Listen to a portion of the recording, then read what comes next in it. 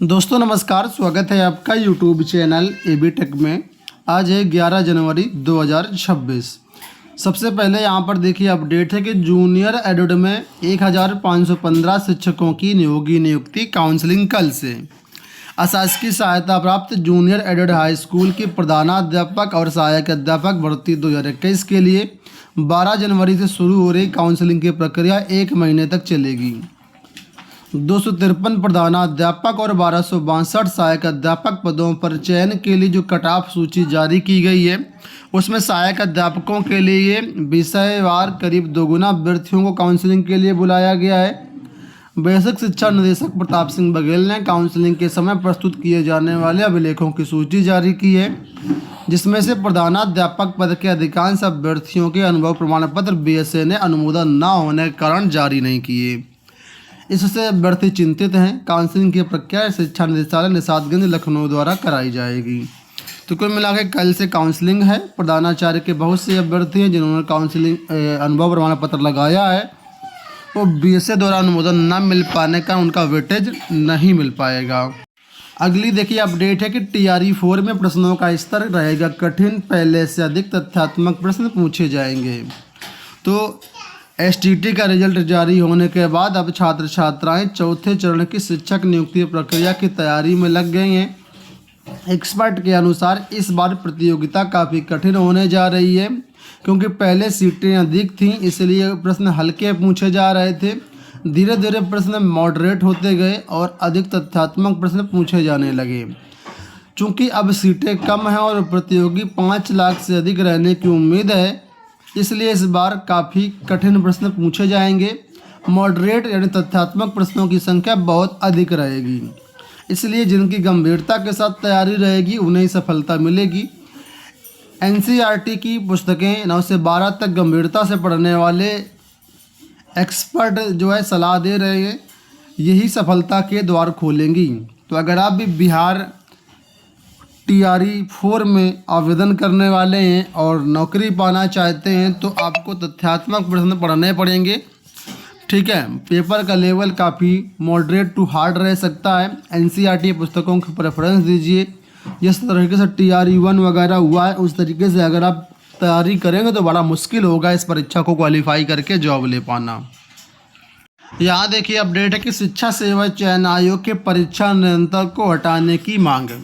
10 जनवरी प्रतियोगी छात्र प्रतिनिधिमंडल के शीतला प्रसाद ओझा ने प्रधानमंत्री को पत्र भेज करके शिक्षा सेवा चयन आयोग के परीक्षा नियंत्रक देवेंद्र प्रताप सिंह को हटा करके CBI जांच कराने की मांग की है।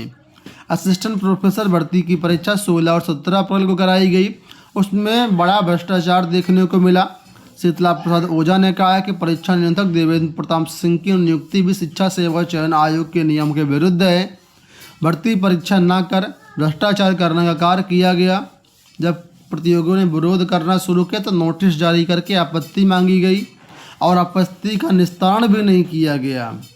मुख्यमंत्री ने संज्ञान लेते हुए इस भर्ती को तो रद्द कर दिया, लेकिन जो परीक्षा नियंत्रक हैं उनको अभी बाहर नहीं किया गया है। जब तक ये भर्ती आयोग पर रहेंगे तब तक भ्रष्टाचार की संभावना बनी रहेगी। तो ये सब चीज़ें यहाँ पर बताई गई हैं और कहा गया है कि इनको बाहर किया जाए, जेल में डाला जाए, CBI जांच कराई जाए, और अगर मांगे पूरी नहीं होती हैं तो बड़ा आंदोलन होगा। यहाँ देखिए अपडेट है कि आउटसोर्सिंग की सभी भर्तियों की जांच करेगा समाज कल्याण विभाग। समाज कल्याण विभाग में आउटसोर्सिंग के जरिए अब तक हुई सभी भर्तियों की जांच होगी। इसमें देखा जाएगा कि भर्तियों में तय मानकों का पालन हुआ या नहीं। साथ ही सभी कर्मचारियों के दस्तावेज की जाँच होगी। यही नहीं, आगे होने वाली सभी आउटसोर्सिंग भर्तियों में दस्तावेज सत्यापन के साथ पुलिस वेरिफिकेशन भी करवाया जाएगा। अभ्युदय कोचिंग में आउटसोर्सिंग कोर्स कोऑर्डिनेटरों की भर्ती में हेराफेरी के बाद विभाग ने यह फैसला लिया है। तो समाज कल्याण विभाग में जो भी भर्तियां होंगी उसमें डॉक्यूमेंट वेरिफिकेशन के साथ साथ पुलिस वेरिफिकेशन भी होगा। और आगे जो भी भर्तियाँ हुई हैं या पीछे जो भर्तियाँ हो चुकी हैं, इसमें करीब 3000 प्लस कर्मचारी नियुक्त किए गए हैं, इन सभी की जांच होगी। और अब आगे भी एहतियातन व्यवस्था बनाई गई है कि जांच कराई जाएगी। यहाँ देखिए अपडेट है कि राज्य के विश्वविद्यालयों में शिक्षकों के 4000 पद खाली। पटना से अपडेट है कि राज्य के सभी 13 पारंपरिक विश्वविद्यालयों में सहायक प्रोफेसर यानी असिस्टेंट प्रोफेसर के 4000 से पद रिक्त हैं। लिपिक सहित विभिन्न कोर्ट के कर्मचारियों के भी पद जो है बहुत भारी संख्या में रिक्त हैं। विश्वविद्यालयों से शिक्षकों और कर्मचारियों के रिक्त पदों की जानकारी मांगी जा रही है। इसके बाद भी रिक्ति नहीं मिल पा रही है। इस कारण विश्वविद्यालयों में पढ़ाई अतिथि शिक्षकों के भरोसे चल रही है, जबकि संविदा के आधार पर कर्मचारियों की सेवा ली जा रही है। तो विभाग लगातार आवेदन ले रहा है, लेकिन ये लोग आवेदन याचन भेज नहीं रहे हैं और इस वजह से यहाँ पर शिक्षकों की और कर्मचारियों की भर्तियाँ नहीं हो पा रही हैं। तो बिहार में एक बड़े पैमाने पर भर्तियों के पद खाली हैं और अध्याचन जाएगा तो इन पदों पर भी भर्तियाँ मिलेंगी आपको। यहाँ देखिए अपडेट है कि पुलिस भर्ती में कंप्यूटर टंकड़ परीक्षा 18 व 19 को। उत्तर प्रदेश पुलिस में कंप्यूटर ऑपरेटर ग्रेड ए के सीधी भर्ती के 2023 में सफल अभ्यर्थियों की दूसरे चरण की कंप्यूटर टाइपिंग परीक्षा 18 जनवरी व 19 जनवरी को कराई जाएगी। इसके पहले कंप्यूटर टंकड़ परीक्षा 21 से 24 दिसंबर 2025 तक हुई थी। दूसरे चरण की कंप्यूटर टंकड़ परीक्षा के लिए प्रवेश पत्र अपलोड कर दिए गए हैं। आप लोग वेबसाइट से ये डाउनलोड कर सकते हैं। यहाँ देखिए एक अपडेट है कि 3,340 रुपये मिलता है एचआरए पर, देते हैं 15,000 रुपये किराया। अब एचआरए क्या होता है? तो एचआरए का मतलब होता है हाउस रेंट अलाउंस, यानी कि घर में रहने के लिए भत्ता, किराया भत्ता एक तरीके से समझिए। जो भी सरकारी कर्मचारी होते हैं विभाग की तरफ से उनको हाउस रेंट अलाउंस मिलता है। ठीक है, तो हाल ज़्यादातर ये इलाहाबाद के बारे में बताया गया, लेकिन ज़्यादातर हाल हर ज़िले का यही है कि जितना एचआरए मिलता है उसमें कुछ भी होता नहीं है, कहीं उससे बहुत ज़्यादा पैसा दे करके जो कर्मचारी हैं वो किराए पर रहते हैं। तो इसी के बारे में देखिए बताया गया है कि प्रयागराज ज़िले की बात की जाए तो यहाँ पर 30,000 के आसपास सरकारी कर्मचारी हैं। यह सच है कि सभी के लिए आवास उपलब्ध कराना संभव नहीं है, फिर भी ज़मीन की उपलब्धता के आधार पर सरकार की ओर से लगभग 7 से 8 हज़ार कर्मचारियों को रहने के लिए अलग अलग कॉलोनियों में प्रबंध किया गया है। कुछ कॉलोनियाँ तो पुरानी हो चुकी हैं, कुछ कॉलोनियाँ नहीं हैं, लेकिन रहने के लिए कहीं जगह नहीं है।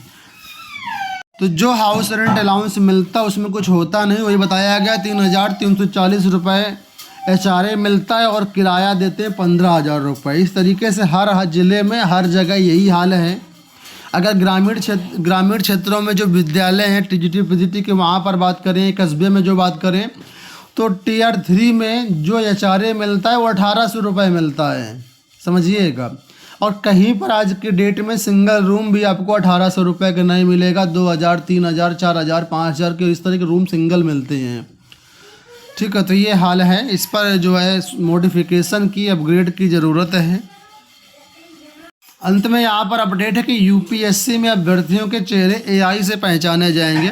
संघ लोक सेवा आयोग की ओर से जो भी भर्ती परीक्षाएं कराई जाती हैं, यहाँ पर अभ्यर्थियों के चेहरों की पहचान अब एआई के माध्यम से की जाएगी। तो ये नई प्रक्रिया इंट्रोड्यूस की जाएगी यूपीएससी में। दोस्तों ये हो गई आज की सारी सूचनाएं। इस वीडियो में इतना ही। धन्यवाद।